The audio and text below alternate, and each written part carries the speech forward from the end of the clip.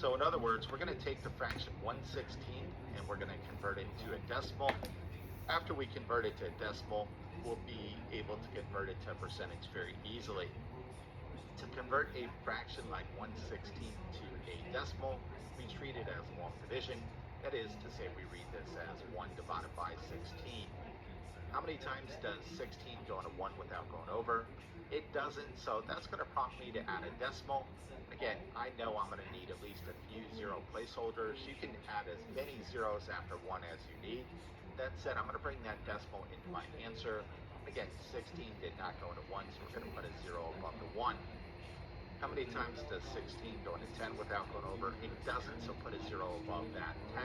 How many times does 16 go into 100 without going over? Look at your answer choices. All the digits in the second place are going to be 6, so we know it's going to be 6 times. And again, on test day, you'll have scratch paper, so always work it off to the side if you're unsure. 6 times 6 is going to be 36. You're going to get 3. 6 times 1 is 6, plus 3 is 9. So 16 times 6 is going to be 96.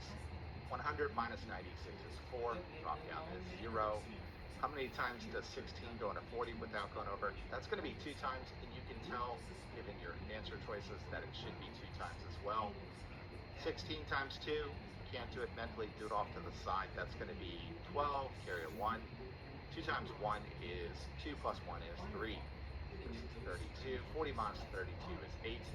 Drop down to 0 now. How many times does 16 go into 80 without going over? And based on the answer choices you have, you know it's going to be 5 times. 16 times 5 should be exactly 80. 6 times 5 is 30. Bring down a 0, carry a 3. 1 times 5 is 5, plus 3 is 8. So 16 times 5 is exactly 80 with no remainder. All right, so 1/16 is the same thing as 0.0625. We have to convert this to a percent. It's very easy to convert a decimal to a percent. All you do is take your decimal place and shift it to the right 2 times. So 1, 2. So this becomes 6.25%. So the answer to this one is going to be C. This arithmetic reasoning practice test question.